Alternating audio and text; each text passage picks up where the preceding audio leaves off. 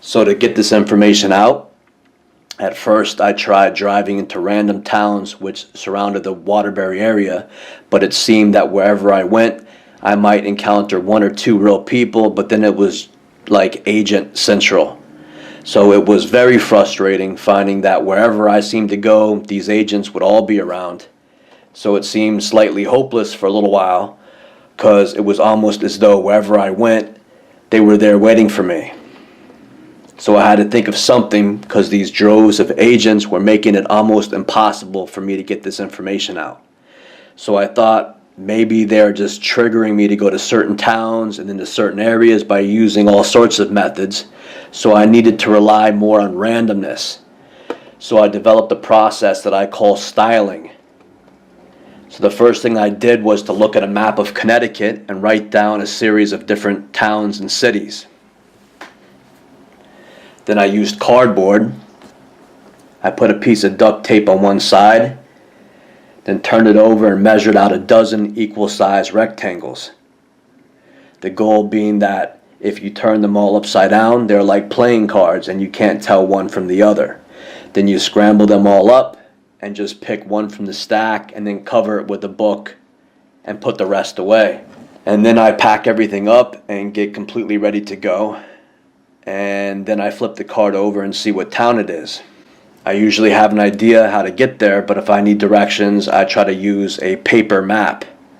Using a paper map isn't going to necessarily keep them from knowing where you are going, but the key is that you are not going to make it easy for them, and you are not letting them trigger you into going to a certain town because you just happen to have Bethel, Connecticut in mind all day for some reason. So get directions to the town where you are going and then drive there. Then when I get to these towns, I'd always get a very pushy person behind me who'd tailgate me, and I'd feel forced into going in certain directions. So I developed a method to counteract this, and that was when the next aspect to styling was developed.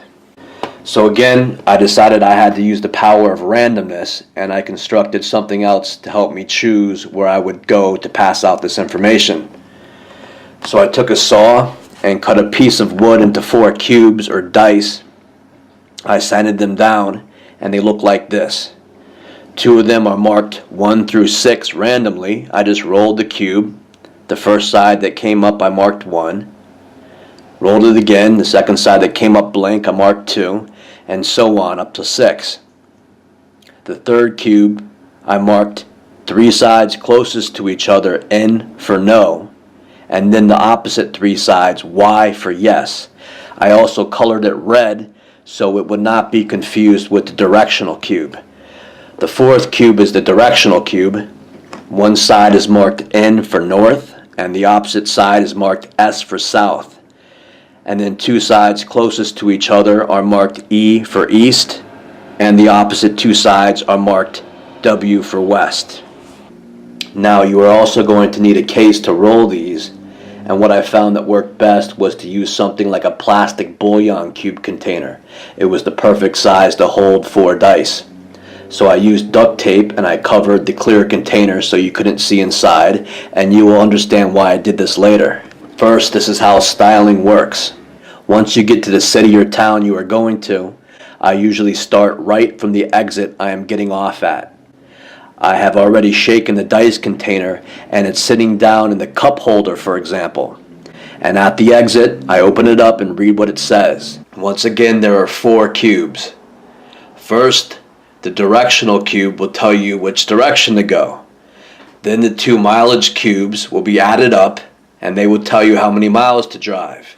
And last, the yes or no cube will tell you if you should roll again to get more directions. So at the highway exit, or whatever is your starting point, you first look at the directional cube, marked north, south, east, or west. Now in styling, you are the compass, which means you always face north.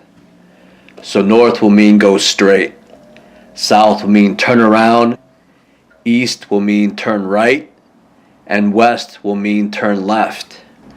So at the exit, if you roll to north and there's no way to go straight, you need to get back on the highway and go in the same direction as you were going before, you will drive for how many miles the mileage cubes say, and then get off at the closest exit to that mileage. And then roll again if the yes or no cube read yes. At the exit, if you roll to south and there is no way to go south, you need to get back on the highway and go back in the direction from where you just came.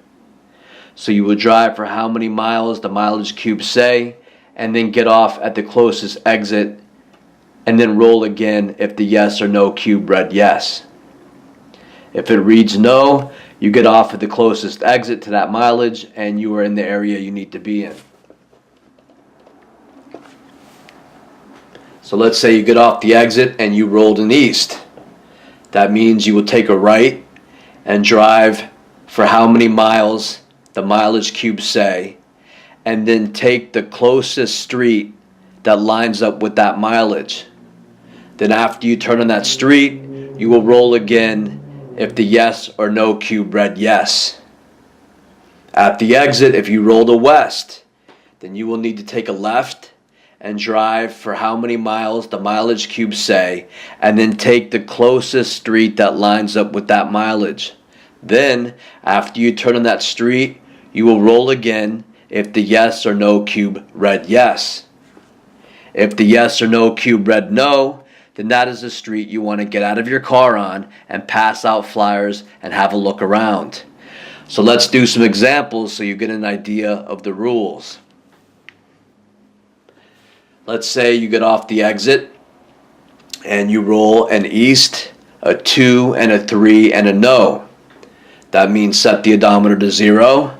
You turn right, drive 5 miles, and then look for a road to turn onto that is closest to that 5-mile mark.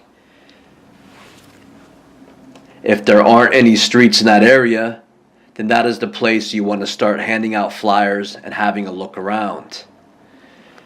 Now let's say at the exit you rolled an east, a 2, and a 3, and a yes.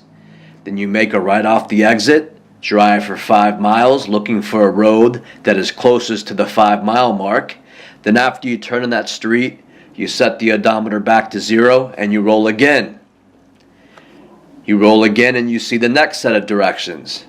And you get, let's say, a 4 and a 4, a west and a Y. What do? You drive 8 miles and then look for a left closest to that 8-mile mark. As soon as you turn left onto that road, you set the odometer back to 0 and you roll again because you got a Y. Then you get a 1, a 3, an east, and a no. That means you drive for 4 miles, looking for a street on the right that is closest to that 4-mile mark, and then that is the street you want to go to because you rolled a no, and you're not requiring any further directions. Instead, let's say you rolled a 1 and a 3, a north, and a yes. Then you drive straight for 4 miles, and then you roll again. Or let's say you rolled a 1 and a 3, a north, and a no. Then you will drive straight for 4 miles, and then that is the area where you want to be. Instead, let's say you rolled a 1 and a 3, a south, and a yes. You need to turn around, drive back the way you came 4 miles, and then at that 4-mile mark, you roll again. Or let's say you rolled a 1 and a 3, a south, and a no. You turn around, drive back the way you came for 4 miles, and then at that 4-mile mark is the place you should be. A couple pointers are, first, you don't need to screw the lid down after you shake the dice so it's easier to open and close the container while driving. Second, be careful as you are doing this and pull over at safe locations as often as you need to so you don't get confused or cause an accident. Like any technique, you'll get better after you get some practice. But be careful. It's almost the same thing as reading a map or some directions while you are driving. Now here are some exceptions to the rules. Sometimes the mileage is off. So let's say you have rolled 6 miles, but the road ends in 1 mile. You can't drive straight across any intersection because the road just tees out. So at the end of the road, just follow the directional cube. If it says east, go right. If it says west, go left. If it says north and you can't go straight, just roll it again, because no matter what, at that point you will need to roll again and get new mileage and new directions. If you ever get bad directions, you could roll the dice twice. For example, if the dice read go west and you can't make a left, then just roll them again. But just remember, if you ever roll a south, that means at that exact point, you turn around right there and go back in the direction that you came from for however many miles the numbers say. Since miles are not too exact, you can ask a yes or no question, roll the dice, and just check out the yes or no cube. However, do not use these cubes for anything other than directions to the places like I have described. This is not a magic 8-ball. If you want to ask a lot of dumb questions, you will not be taken seriously and it's not going to work for you. If you use this only for important work, like finding areas where you will need to pass out intelligence or find certain locations that need to be investigated or exposed, you will be amazed at the results. As I said before, at the worst, you are just letting fate decide where you will go and not some intelligence team that specializes in mind control and group stalking. Remember, the Vatican CIA prides themselves on herding people around using all sorts of techniques that I speak about on this website. For example, you have all heard about the FBI report. They stated they broadcasted quietly across the intercom at an FBI branch the message, "Bring cake all day." And then the next day, a great deal of FBI agents showed up with cake. So the mind control goes well beyond this, but you get the idea. Now I'll tell you about some interesting results that I had while styling. In one case, I kept on rolling directions that took me around this one area in circles. I think I drove the same path 2 or 3 times before I got the picture that this is the route I should take on foot passing out intelligence. What was interesting is that it appeared to be a neighborhood that had half regular people and half agents. So my guess is that it was an area undergoing a program. Another time I kept on rolling 2 miles south and yes, roll again.